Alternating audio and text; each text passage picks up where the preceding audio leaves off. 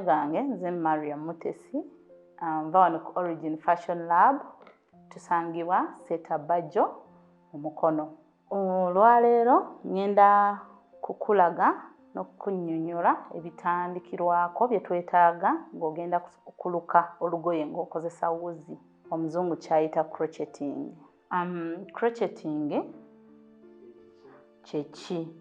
Crocheting kwe kuluka engoye n'ebintu eby'enjawulo nga tukozesa wuzi n'emikono.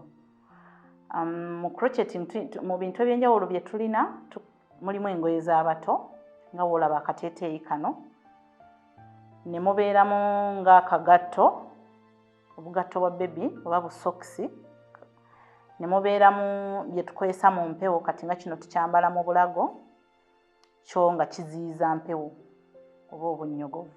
Bino wammanga bye twetaaga okusobola okuluka oba okukrochetinga.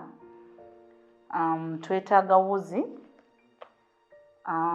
naye wuzi zino zijjira mu bika bya njawulo ne mu langi za njawulo. Langi gwasalawo okukozesa langi gy'oyagala okusinziira ku kyoyagala okuluka. Mu wuzi zino tulinamu ez'omubiri omutono, kati ng'eno akabiri kaako katono, olwo kalaba oba akawuzi kali mu sayizi ntono. Ne tubeeramu n'eno egiddirira mu sayizi ntono naye ntonotono eri wakati awo, ne tubeeramu ne zino ez'omubiri omunene. Ekyenjawulo ekiri mu wuzi zino nti bw'oba ogenda luka ekintu nga kya mubiri mutono, oba ojja kwetaaga era ewuzi ya mubiri mutono. Bw'oba nga ekintu ky'ogenda oluka nga kya mubiri munene, gamba nga sweta, oba ojja kwetaaga wuzi ey'omubiri omunene. Ekirala twetaaga empiso.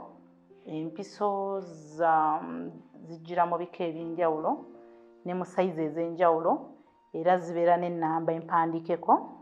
Ennamba gy'ekoma okuba ennene n'empiso gy'ekoma okuba ennene n'empiso gy'ekoma okuba ennene.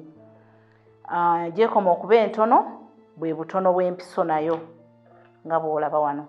Kaakati okusinziira ku ky'oba ogenda okuluka y'empiso gy'olondako. Bw'oba ogenda kuluka ekintu nga kiwewuka nga kawuzi akatono ke nnakulaze, oba ojja kwetaaga empiso ntono mu eno sayizi, mu sayizi entonotono. Then oba weetaaga okuluka ekintu nga kya mubiri munene, gamba nga sweta, okusinziira ku wuzi ennene gye nnakulaze, oba ojja kwetaaga empiso nga ya mumwa munene ng'eno eriko namba 5. Enjawulo eri ku mpiso zino okwawukana ku mpiso endala nti yo erina eddobo ku mutwe gwayo, oba eno gye tukozesa okuluka oba okulookinga wuzi. Kaakati bwe tuba nga tugenda kukozesa empiso ennene ku wuzi, ekyenjawulo we kijjira nti eno yo tetunga, era bw'ogiteeka mu bwoti eba eroba wuzi okukusobozesa okuloba n'okuyitamu osobole oluka ky'oba ogenda okukola oba ky'oba osazeewo okuluka. Omutwe guno nga bwe nkugambye guba guloba wuzi, era bw'oloba wuzi bw'oti n'ojja n'ogiyisaamu n'oddamu n'oloba. Ndowooza kyekiri ensonga lwaki bagiyita huuku, ddobo lisobole okuloba nga bwe liyitamu, bwe lisiba wuzi zino eno, kikusobozesa okukola ekintu nga kyekutte wamu, kisobole okuvaamu olugoye. Ekirala kye twetaaga olukoba olupima olugoye lwe tuba tuluse, omuzungu kyayita tape measure. Olukoba luno lulina sayidi bbiri. Tulinamu sayidi ebala inchi, ne tubeeramu ne sayidi ey'obunuguta obutono ebala centimeters. Kati okusinziira ku muntu apima, gwasalawo sayidi ki gy'okozesa, naye tusinga kwagala eno sayidi ewali ebinuguta ebinene.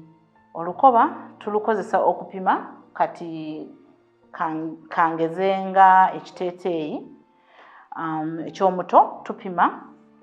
Tusinga kwagala kupima ekifuba, obuwanvu okuva mu kiwato obw'omuto n'obuwanvu bw'ekiteeteeyi ekiramba ekikusobozesa okumanya sayizi y'omwana yonna olugoye olukole nga lutuuka. Ekirala twetaaga makansi. Makansi twetaaga makansi eno eya bulijjo omuntu yenna gy'asobola okufuna ku dduuka. Makansi eno tugikozesa okusala. Tuba n'obuwuzi obusigalidde mu lugoye nga luno, ku bikukujjulu byabyo tuba n'obuwuzi bwe tuba twaleseeyo nga tuluka. Kakati bwe tumala okuba nga tumaliriza olugoye, tujja ne tugenda nga tubusalamu olugoye lwaffe luveeyo bulungi. Kati nga woolaba wano tuba nga tufunye olugoye nga luli kiriya. Ekirala twetaaga empiso. Zino empiso omuntu yenna z'atungisa oba ze tutungisa n'emikono okutunga engoye. Kaakati zino empiso ze tulina leero zirina ebituli eby'enjawulo. Eno mpanvu n'ekituli kyayo kinene. Eno nayo mpanvu n'ekituli kyayo kiraba kitonotono naye era kinenemu. So okusinziira nga woolaba wuzi we twabadde nazo nga zirina omubiri ogw'enjawulo. Omubiri we guba munene tukozesa kino ekiyisa ekinene ekirina omumwa omunene esobole okuyitamu mangu. Kano akatono tukozesa ewuzi eri ebadde esingayo obutono. Empiso zino tusinga zikozesa okutungako amapeesa, okutungako obumuli n'okukweka wuzi eziba ziyiseemu ze tuba tulese nga tumaze okuluka. Ebirala twetaaga obw'okwewunda buno obutonotono bwe twongerako ku lugoye okusobola oddulabisa obulungi. Mu bino tubeera n'amapeesa. Tulina amapeesa ag'ebika eby'enjawulo nga lino wano liraba ddungirungimukko, so tukozesa aga langi ez'enjawulo okusinziira ku ky'oba oluse. N'embira nazo tulinamu ebika eby'enjawulo. Buno obwa yellow, waliwo buno obweru, okusinziira ku ky'oba oluka oba ky'oyagala langi gy'oyagala okuwonderako olugoye lwa langi. Tulinawo na buno obulala nabo bwakuwonda bulimu nga embaawo oba wuudu, batubuyita wooden beads, embira ez'obubaawobaawo.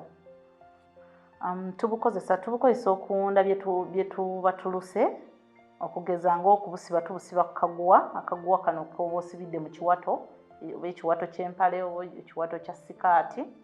Nga bw'olaba ne kuno ku bumuli twongerako embira zino, akamuli kasobole ovaayo nga kaaka bulungi, n'omwana ne ku kiteeteeyi ne tukateekako ng'era kafaanana, twongerako embira ezo ne kaba nga kavaayo bulungi, olugoye omwana waalwambala aba ayaka.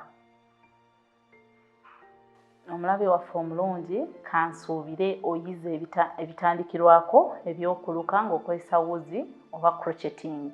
Tusisinkana omulundi omulala nga tweyongera okuyiga okucrochetinga oba okuluka nga tukozesa wuzi. Weebale nnyo.